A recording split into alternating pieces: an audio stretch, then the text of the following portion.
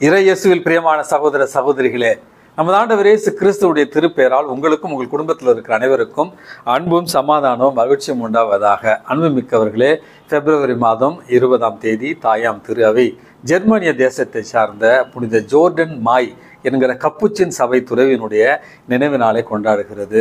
அன்புமிக்கவர்களே, மிக இளைய வயதிலேயே துறவரத்தில் நாட்டம் கொண்டு வாழ்ந்த இந்த புனித ஜோர்டன் மாய் என்பவர் 1896 ஆண்டு பிறந்ததாக நம்ம இவருடைய வாழ்க்கை வரலாற்றில் வாசிக்கிறோம். அன்புமிக்கவர்களே, திவ்ய நற்கருணை முன்பு அதிகம் ஜெபிக்கிற ஒரு பழக்கத்தையும் இயேசுவினுடைய பாடுகளை அதிகம் தியானித்த ஒரு புனிதராகவும் இவர் பார்க்கப்படுகிறார். வாழ்நாளில் வாழும் பொழுதே பல புதுமைகளை செய்த ஒரு புனிதராகவும் பலருக்கு பரிந்துரை ஜெபத்தின் மூலமாக பல ஆசீர்வாதங்களை கொடுத்த ஒரு புனிதராகவும் இந்த புனித ஜோர்டன் மாய் கருதப்படுகிறார்.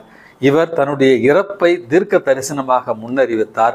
அதன்படியே அவர் இறந்தார் என்றும் இவருடைய வாழ்க்கையில நம்ம பார்க்கிறோம். இந்த புனிதருடைய நினைவு நாளில் இவர் வசித்த அந்த பகுதியில் லட்சக்கணக்கான மக்கள் ஒன்று கூடி இவருடைய பரிந்துரை ஜெபத்தை மன்றாடுகிறார்கள் என்று வரலாற்றில் நம்ம வாசிக்கிறோம். ஆகவே இந்த புனித ஜோர்டன் மாய் அவர்களுடைய பரிந்துரையை நீங்களும் உங்களுடைய குடும்ப கருத்துகளுக்காகவும் குடும்ப தேவைகளுக்காகவும் மன்றாடி ஜெபிக்க உங்களை அன்போடு அழைக்கிறேன்.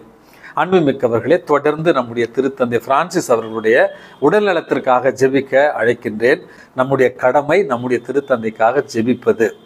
இன்றைக்கு நற்செய்தி வாசகத்தில் நமது ஆண்டவர் இயேசு கிறிஸ்து பிலிப்பு செசரியா என்கிற ஒரு பகுதிக்கு செல்லுகிறார். நீங்கள் இந்த பாலஸ்தீன நாட்டினுடைய மேப்பில் பார்த்தீங்கன்னா கலிலேயா கரையோரமாக கப்பர்நாகும், அதற்கு பிறகு பெத்சாயிதாவை தாண்டிய ஒரு பகுதி தான் பிலிப்பு செசரியா என்று சொல்லப்படுகிற ஒரு நகரம்.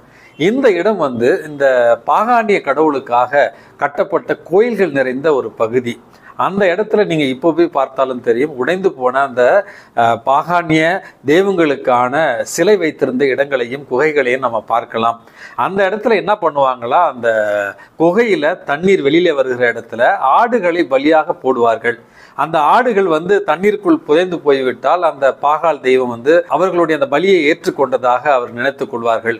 ஒருவேளை வெட்டி போடப்பட்ட ஆடு மிதந்து வெளியே வந்தால் அந்த தெய்வம் அந்த ஆட்டுக்குட்டியை ஏற்றுக்கொள்ளவில்லை என்று அதற்கு பதிலாக அவர்களுடைய குழந்தைகளை பலியாக செலுத்துகிற ஒரு இடம்தான் அந்த பிலிப்பு செசாரியா என்கிற அந்த ஒரு மலைப்பகுதி.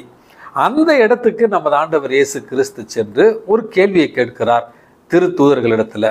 என்னை மக்கள் யார் என்று சொல்லுகிறார்கள்? நமக்கு குழப்பம் வரலாம், எதற்காக இயேசு இந்த இடத்துல போய் இந்த ஒரு கேள்வியை கேட்கிறார் என்று.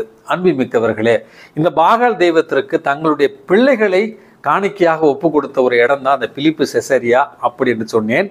அந்த இடத்துல தான் இன்றைக்கு நமது ஆண்டவர் இயேசு கிறிஸ்து தன்னை யார் என்று மக்கள் நினைக்கிறார்கள், சொல்லுகிறார்கள் என்கிற ஒரு கேள்வியை கேட்கத்தான் இன்றைக்கு நம்முடைய திருத்தூதர் பேதுரு அழகான ஒரு பதிலை சொல்லுகிறார். நீர் கடவுளின் மகன், நீ மெஸ்ஸியா என்கிற பதிலை தருகிறார். அழிந்து போன இறந்த தெய்வங்களுக்காக வைக்கப்பட்ட பலிபீடத்துல பிள்ளைகள் பலியாக ஒப்பு கொடுக்கப்பட்டார்கள். ஆனால் நமது ஆண்டவர் இயேசு கிறிஸ்து வாழும் மெஸ்ஸியா, நம்மை மீட்க வந்த தெய்வம், நம்முடைய மீட்பர் என்பதை குறிக்கும் பொருட்டாகத்தான் இந்த பதில் பேதுருவினுடைய வாயிலிருந்து வருகிறது. அன்புமிக்கவர்களே, இயேசு நம்முடைய மீட்பர். இயேசு நம்முடைய பாவங்களுக்கு கழுவாயாக தன்னையே பலியாக ஒப்பு கொடுத்தார். தன்னுடைய திருத்துய இரத்தத்தால் நம்மை எல்லாம் மீட்டு கொண்டார் என்கிற நம்பிக்கை விசுவாசம் உங்களுக்கும் எனக்கும் இருக்கிறதா என்கிற அடிப்படையான கேள்வியைத்தான் இந்த வாசகம் நமக்கு கொடுக்கிறது.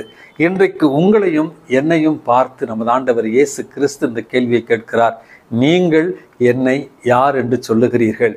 அன்புமிக்க இன்றைய மன்னா உறவுகளே, கத்தோலிக்க கிறிஸ்தவ குடும்பங்களிலேயே குறி பார்ப்பது, ஜோசியம் பார்ப்பது, அல்லது வீட்டில் ஏதாவது பிரச்சனை இருந்தால் பூஜாரிகளை கொண்டு பூஜை செய்வது, கற்பூரம் ஏற்றுவது, அல்லது சில படையல்களை செய்வது என்று கத்தோலிக்க கிறிஸ்தவ மரபுக்கு எதிராக இன்றைக்கு நாம் நம்முடைய குடும்பங்களில் கிறிஸ்துவை மறந்து பாகானிய தெய்வங்களுக்கு பலி கொடுக்கிற ஒரு பழக்கத்தை கொண்டு இருக்கிறோம்.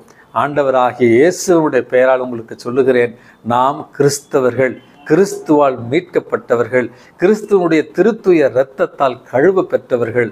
ஆகவே நம்முடைய கடவுள் நமது ஆண்டவர் இயேசு கிறிஸ்துவே, அவரே நம்முடைய மீட்பர், அவரே நம்முடைய கற்பாரை, அவரே நம்முடைய நம்பிக்கை என்கிற நம்பிக்கையோடு வாழ இறைவனிடத்தில் இன்றைக்கு மன்றாடி ஜெபிப்போம். எல்லாம் வல்ல இறைவன் தந்தை, மகன், தூய ஆவி உங்களையும் உங்கள் குடும்பத்தில் இருக்கிற அனைவரையும் நிறைவாக ஆசீர்வதித்து பாதுகாத்து வழி நடத்துவாராக. ஆமேன்.